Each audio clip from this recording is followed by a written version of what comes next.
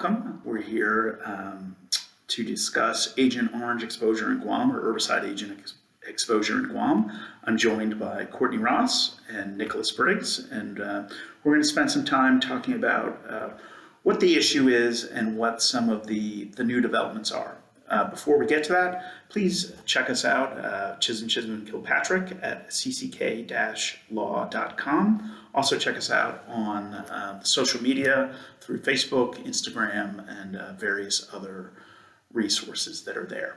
So let's get going. So what is Agent Orange, or what are these herbicide agents that we're talking about, Nick? So Agent Orange was one of the chemical herbicides used during the Vietnam War. It's one of the so-called rainbow herbicides, and it was used to interrupt enemy food supplies and to destroy foliage in the jungle, to increase visibility and prevent ambush attacks against our service members who were serving in country in Vietnam.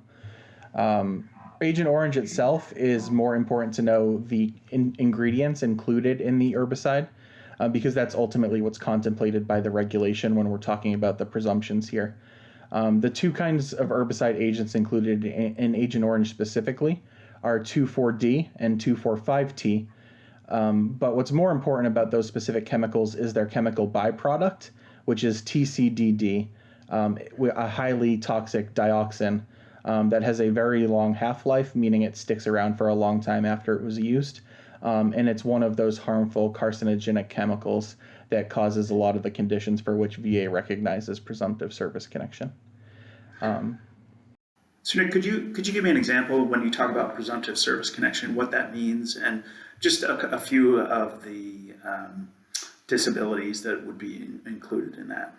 So the things that go into creating the presumptive list of service-connected conditions really comes down to the Institute of Medicine and National Academy of Sciences report. They've been putting it together since the early 1990s, and they do periodic updates. The most recent update was issued in 2018, I believe. But they go through and they summarize and review all of the relevant scientific studies that have been completed to determine and assess the relationship between certain chemicals and certain diagnosed conditions. And whenever a condition is, I don't want to say whenever a condition is determined to be associated with an herbicide at a statistically significant level, it gets added to the list. By and large, once the NAS determines that a condition is associated, that there's limited or suggestive evidence of a relationship between the covered herbicides and a condition, VA has tended to add it to the list. That's not meant to be sort of a categorical rule, but at the end of the day, the NAS makes that determination, and then VA periodically reviews that list to determine if any new conditions should be added. So when we get back to the conditions themselves, many of them are cancers, like prostate cancer or lung cancer, and others are conditions that have otherwise been determined to be related to herbicides, like coronary artery disease or diabetes mellitus. And so when you're talking about these disabilities, what that means is if you've been exposed to these herbicide agents, to this Agent Orange as a veteran in any of these locations where it's been located, you don't have to prove anything that your disability is related to that exposure, right? It's just automatically presumed, hence the presumption. So if you served in Vietnam during a certain era, you were presumed exposed, and if you were presumed exposed, then you're entitled to service connection for coronary artery disease, for example, or diabetes type 2. Exactly. One of the complicating factors here is that there are kind of two competing presumptions that work in tandem here. Like you mentioned, there's the presumptive relationship between the exposure and the conditions, and then there's a relevant presumption related to where you served. Because if you served in the Republic of Vietnam or in the territorial waters, you're also presumed to have been exposed to the herbicides in the first place without really needing more. But those presumptions don't necessarily apply to other places, but that doesn't necessarily mean that herbicides weren't used there. One of the classic examples that we see in our practice is the case of Thailand, where these covered herbicide agents were used on or near the perimeter of most Royal Thai Air Force bases, while our service members were serving there during the Vietnam War era. So while they don't necessarily get a presumption in the same way that Vietnam veterans do, they can still establish presumptive service connection if they can show that it's at least as likely as not that they were exposed to herbicides during their service. So this is a great segue. So Courtney, let's talk a little bit about Guam, since that's the purpose of this.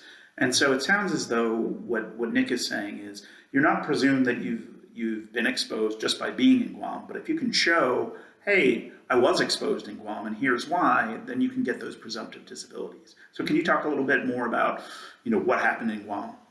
Yeah, and this is a really important point because tens of thousands of American troops did serve in Guam during the Vietnam War.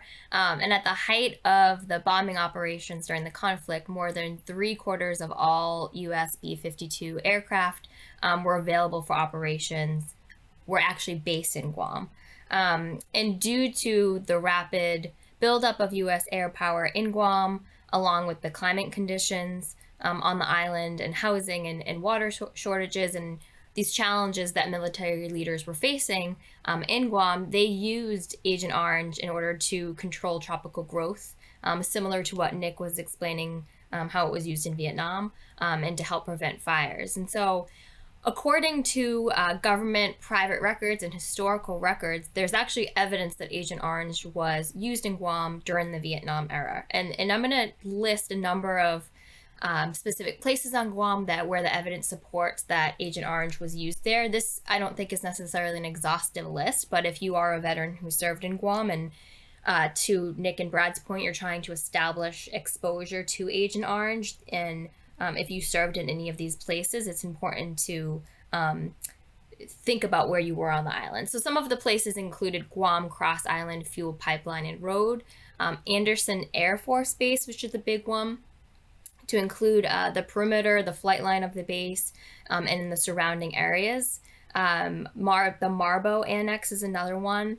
The Air Force and Navy fuel storage facilities, the Air Force and Navy power stations, areas around Urano Beach, military landfills, waste piles, over-the-cliff dump sites, firefighting training areas, and then Polaris Point and submarine tender support facilities. So again, these are just some specifics based on some of the research that's been done. It's not necessarily an exhaustive list. So if you're a veteran who served in Guam, and I didn't just name a specific area that you may have spent time on, that doesn't necessarily mean that you can't establish exposure to Agent Orange in Guam. So it sounds as though it was used fairly extensively. So Nick, can you talk a little bit about what's happened more recently and what we've learned by various organizations regarding updated reports for Agent Orange in Guam? Absolutely. So back in May 2020, the National Veterans Legal Services Program, NVLSP, as well as the Veterans Legal Services Clinic at Yale Law School, published their initial report indicating that veterans who served at Guam from 1962 to 1975 were likely, at least as likely as not, exposed to herbicides during their service there, and to other dioxin-containing herbicides, not just Agent Orange itself. The reason we're here today is that these organizations have worked together to publish an updated version of their report in light of some new additional evidence that has come out since it was originally published last year. First, based off of additional evidence that they've received, they've expanded the period not just from 1962 to 1975, but rather from 1958 to 1980. And the report itself cites to the same sorts of evidence that it cited to the last time around, including contamination tests conducted by the EPA and the Defense Department from the 1980s and 1990s, as well as some more recent EPA-directed soil sampling that was undertaken in 2020. Part of the reason that this additional testing was taken was because when they initially did their rounds of testing in 2018 and 2019, they only tested the soil for 2,4-D and 2,4,5-T. The problem there is that those specific herbicide agents have a relatively short half-life, meaning that they're only at detectable levels in the soil for often days or months at a time after the herbicides are used, depending on the volume with which they were used. However, dioxin itself, which again is a byproduct that goes along with those chemicals and is often found in the same herbicide agent, has a much longer half-life, and they didn't specifically test for that. So the new round of testing was primarily conducted to look for TCDD specifically, and the new test results ultimately showed that TCDD was found at 8 out of the 10 locations that they sampled. And despite its short half-life, 2,4,5-T was seen in some of these samples as well. So that's basically a breakdown of that new evidence that they received that they used to update their report. So now, Courtney, could you talk about a little bit about the fact that VA does not formally recognize as an agency that these herbicide agents were used on Guam? Yet, has the VA, have they made any decisions? Has any of their appellate bodies ever made those findings? Is there any testimony in these cases? You know, what does the non-scientific evidence look like? Is there any non-scientific evidence that VA has acknowledged?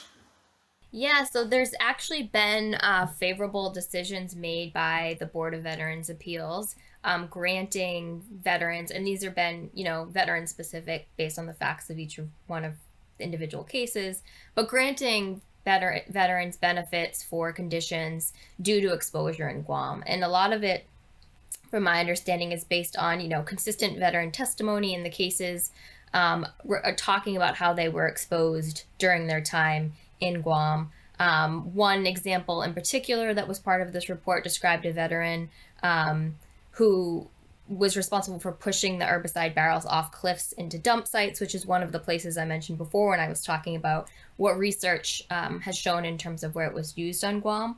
And so in addition to the scientific evidence, VA on an individual case-by-case basis has actually awarded some veterans benefits based on exposure in Guam. So how does all this research impact veterans and impact potential claimants? Yeah, so I think we've hinted at this a little bit already. Like I said, tens of thousands of veterans served in Guam during the Vietnam War. And as Nick was saying before, there's a benefit here in that while you still have to establish, let me back up and say, if a veteran is suffering from some of the conditions that VA already recognizes as presumptively due to Agent Orange for those veterans who served in Vietnam, so CAD, coronary artery disease, and diabetes, as Nick mentioned earlier. If veterans who served in Guam are suffering from those same conditions, with this additional research, if they're able to now use this research and their own testimony to establish exposure to Agent Orange in Guam, in theory, that should make it easier to then be awarded a grant of benefits from VA, because VA already acknowledges the link between certain conditions and Agent Orange exposure. And so as Nick said, it's just a matter of showing the exposure while you're in Guam, and this research can really help veterans to do exactly that. And another one of the reasons why it's important is because, like I mentioned earlier, VA does periodically add conditions to the list. Recently, they added bladder cancer, hypothyroidism, and Parkinson's-like symptoms in the National Defense Authorization Act. So it doesn't happen that often, but every once in a while, VA will add new conditions to the list. So any Guam veterans who might not have sought service connection before because bladder cancer or something like it wasn't on the list at the time, it is now. So it might be a good idea to file your claim.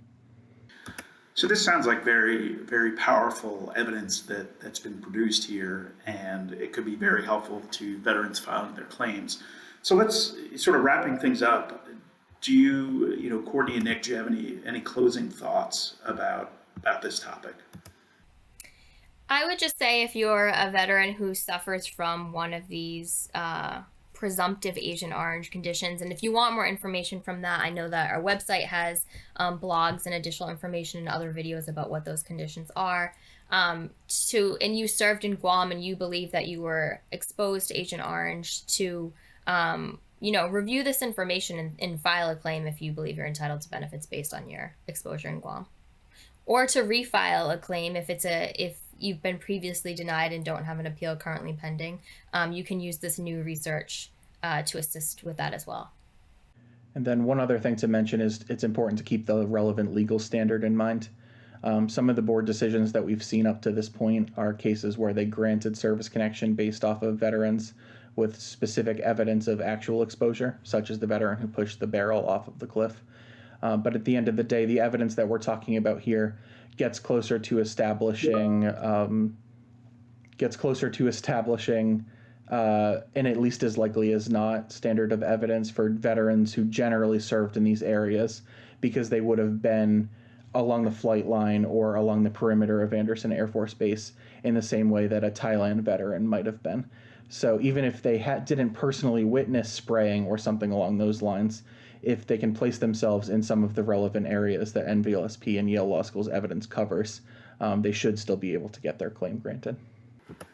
Well, thank you, Courtney and Nick. This has been very interesting and educational. I think this is some powerful evidence that veterans can add to their claims, but it's also very complicated. This is a very complex area, even of veterans benefits law. And so I strongly encourage any of you out there to find an accredited representative, either a veterans service organization, a VA accredited attorney, or VA accredited agent, to help you through the disability claim and, more importantly, the appeal process.